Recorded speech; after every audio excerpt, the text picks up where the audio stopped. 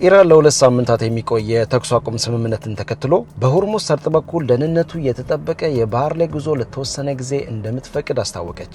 የኢራን የውጭ ጉዳይ ሚኒስትር አባስ አራግቺ የሀገሪቱን ብሔራዊ ደህንነት ከፍተኛ ምክር ቤት በመወከል በኤክስ ገጻቸው ባጋሩት መግለጫ ለቀጣዮቹ ሁለት ሳምንታት ከኢራን የታጠቁ ኃይሎች ጋር በሚደረግ ቅንጅትና ቴክኒካዊ ውስንነቶችን ከግምት ውስጥ በማስገባት በሆርሙዝ ሰርጥ በኩል ደህንነቱ የተጠበቀ ጉዞ ማድረግ ይቻላል ብለዋል። ኢራን ለሁለት ሳምንታት የሚቆየውን የተኩስ አቁም ስምምነት የተቀበለችው አሜሪካ ስትራቴጂካዊ የሆርሙዝ ሰርጥ ክፍት እንዲሆን በሚል ያቀረበችውን ቅድመ ሁኔታ ተከትሎ ጥቃቶችን ለማቆም ከተስማማች በኋላ ነው። ድርድሩም በኢስላማባድ እንደሚጀመር ይጠበቃል። የኢራን የብሔራዊ ደህንነት ከፍተኛ ምክር ቤት የተኩስ አቁሙ በሁኔታዎች ላይ የተመሰረተ መሆኑን ሲገልጽ በኢራን ላይ የሚሰነዘሩ ጥቃቶች ካቆሙ መሳሪያ የታጠቁ ኃይሎችን የመከላከል እርምጃቸውን ያቆማሉ ብሏል። ሆኖም ምክር ቤቱ በአሜሪካ መንገድ ላይ ፍጹም እምነት ባይኖረውም ድርድሩ እንደሚቀጥል ገልጾ ነገር ግን ጣቶቻችን በቃታው ላይ ናቸው፣ ማንኛውም ስህተት ከተፈጸመ በሙሉ ኃይል ምላሽ ይሰጣል ሲል አስጠንቅቋል።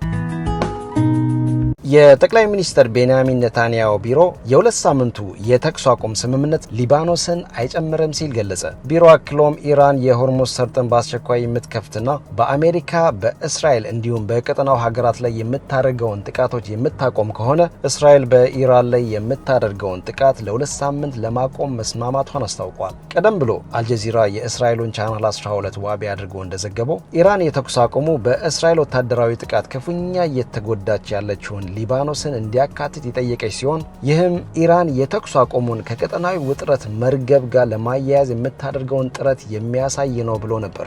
በተጨማሪም እስራኤል ኢራን ከዚህ በኋላ የኒውክሌር የሚሳኤልና የሽብር ስጋት እንዳትሆን አሜሪካ የምታደርገውን ጥረት ትደግፋለች ሲል ቢሮ ገልጿል። ይሁን እንጂ እንደ እስራኤል ሳይሆን ኢራን በአሁኑ ወቅት የኒውክሌር መሳሪያ ባለቤት እንዳልሆነች ይታወቃል።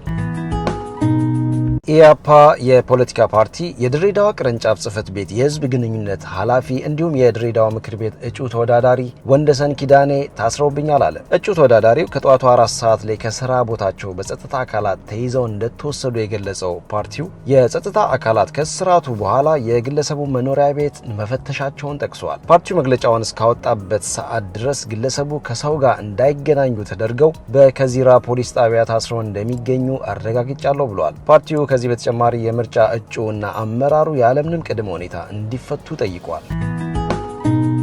የሌተናል ጀነራል ታደሰ ወረደ የትግራይ ጊዜያዊ አስተዳደር ፕሬዝዳንትነት ለተጨማሪ 1 ዓመት ተራዘመ። ሌተናል ጀነራል ታደሰ ወረደ የትግራይ ክልል ጊዜያዊ አስተዳደር ፕሬዝዳንትነት ዘመን ከሚያዝያ 1 2018 ጀምሮ ለተጨማሪ 1 ዓመት መራዘሙን የጠቅላይ ሚኒስትር አብይ አህመድ ጽህፈት ቤት አስታወቀ። ጽህፈት ቤቱ ባወጣው መግለጫ ውሳኔው የተተላለፈው በኢፌዴሪ ህገ መንግስት አንቀጽ 62 ህዝባር 9ና በአዋጅ ቁጥር 359 1995 አንቀጽ 14 ህዝባር 2 እንዲሁም የትግራይ ክልል አካታች ጊዜያዊ አስተዳደርን ለማቋቋም በወጣው ደንብ ቁጥር 479 2013 መሰረት መሆኑ ተገልጿል። ሹመቱ የተራዘመው ሌተናል ጀነራል ታደሰ የአመቱን የስራ አፈጻጸም ሪፖርት ካቀረቡ ማግስት ነበር። ጠቅላይ ሚኒስትር አብይ መጋቢት 29 2018 ሌተናል ጀነራል ታደሰ ጋር በአመታዊ ሪፖርቱና በግኝቶቹ ላይ ከተወያዩ በኋላ ነበር። ሌተናል ጀነራል ታደሰ ወረደ ለመጀመሪያ ጊዜ በፕሬዝዳንትነት የሹመታቸው መጋቢት 30 2017 አቶ ጌታቸው ረዳን በመተካት ነበር። በወቅቱ ጠቅላይ ሚኒስትር አብይ አህመድ ሌተናል ጀነራል ታደሰ ወረደ የክልሉን ተግዳሮቶች ጠንቅቀው የሚያውቁ በመሆናቸው ትግራይን በዚህ ወሳኝ ወቅት ለመምራት ዝግጁ እንደሆኑ በብዙዎች ይታመናል ማለታቸው ይታወሳል። ኢትዮጵያ በአበባና አትክልት ምርቶቿ ላይ ደቡብ ኮሪያ የጣለችውን እገዳ እንድታነሳ ጠየቀች። የደቡብ ኮሪያ ባለስልጣናት በጥያቄው ላይ በዝርዝር ከተወያዩና የባለሙያዎች ቡድን ወደ ኢትዮጵያ ተጉዞ ምልከታ ካደረገ በኋላ ምላሽ እንደሚሰጡ መግለጻቸውን በደቡብ ኮሪያ የሚገኝ የኢትዮጵያ ኤምባሲ ገልጿል። ኮሪያ በአንድ ሀገር የአትክልትና አበባ ምርት ላይ ከማሳ ጀምሮ ለውጭ ገበያ እስኪቀርብ ባለው ሰንሰለት የፎልስ ኮድሊንግ የእሳት ራት ተባይ ከተገኘ ምርቶቹ ሙሉ በሙሉ እንዳይገቡ የሚያግድ ሕግ አላት። ኢትዮጵያ በበኩሏ ተባዩ የተገኘበትን ቦታና ላኪውን ኩባንያ ለይቶ ማገድ እንጂ የሀገሪቱን የአትክልትና አበባ ምርቶች ሙሉ ለሙሉ ማገድ ሚዛናዊ አይደለም ስትል ቅሬታዋን ገልጻለች ተብሏል። የአሜሪካ ዓለም አቀፍ የልማት ድርጅት ለኢትዮጵያ የሰጠውን ድጋፍ ከዓመት በፊት ካቋረጠ ወዲህ በተለይም በጥቁር አንበሳ ስፔሻላይዝድ ሆስፒታል የጨረር ሕክምና የሚፈልጉ በርካታ የካንሰር ታካሚዎች ረዣዥም ሰልፎችን ይዘው እንደሚገኙ ዋዜማ ተመልክታለች። በብልሽት ምክንያት ሆስፒታሉ በአሁኑ ወቅት ያለው የጨረር ሕክምና መስጫ መሳሪያ አንድ ብቻ ሲሆን እሱም በተደጋጋሚ እንደሚበላሽ ተሰምተዋል።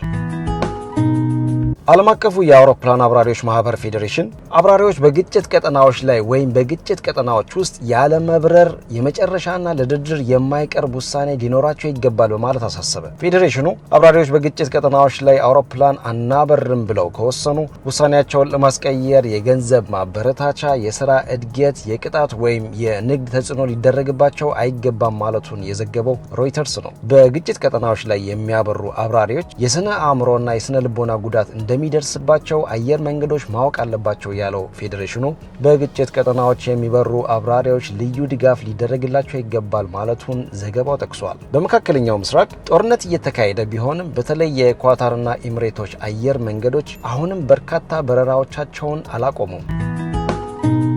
ሩሲያና ቻይና የሆርሙዝ ሰርጥ እንዲከፈት የሚጠይቀውን የተባበሩት መንግስታት ድርጅት የጸጥታው ምክር ቤት የውሳኔ ሀሳብ ዛሬ ድምፅን በድምፅ በመሻር መብታቸውን ተጠቅመው ውድቅ አድርገውታል። በመሆኑም የውሳኔ ሀሳቡ በአብዛኛው የምክር ቤቱ አባላት ሀገራት ድጋፍ ቢኖረውም በሁለቱ ሀገራት ተቃውሞ ሳይጸድቅ ቀርቷል። ለውሳኔ ሀሳቡ ባህሬን፣ ዲሞክራቲክ ሪፐብሊክ ኮንጎ፣ ዴንማርክ፣ ፈረንሳይ፣ ግሪክ፣ ላቲቪያ፣ ላይቤሪያ፣ ፓናማ፣ ሶማሊያ፣ እንግሊዝና አሜሪካን ጨምሮ 11 ሀገራት የድጋፍ ድምፅ ሰጥተዋል። በአንጻሩ ቻይናና ሩሲያ የተቃውሞ ድምፅ ሲሰጡ ኮሎምቢያና ፓኪስታን ድምፅ ከመስጠት ተቆጥበዋል። የድምፅ አሰጣጡ የተከናወነው ስትራቴጂካዊ ጠቀሜታ ባለው የባህር ትራንስፖርት መስመር ላይ በፈጠረው መስተጓጎል ምክንያት ዓለም አቀፍ የኃይል አቅርቦት ስጋት በናረበት ወቅት ነው። እንደ አልጀዚራ ዘገባ ከሆነ የአቅርቦት እጥረት በመፈጠሩ የነዳጅ ዋጋ በከፍተኛ ሁኔታ የጨመረ ሲሆን አንዳንድ የድፍድፍ ነዳጅ አይነቶች በአንድ በርሜል እስከ $150 እስከ መቸብቸብ ደርሰዋል ተብሏል። በኢሲያና አውሮፓ የነዳጅ ማጣሪያ ፋብሪካዎች መካከል አማራጭ አቅርቦትን ለማግኘት የሚደረገው ፉክክር መጠናከሩ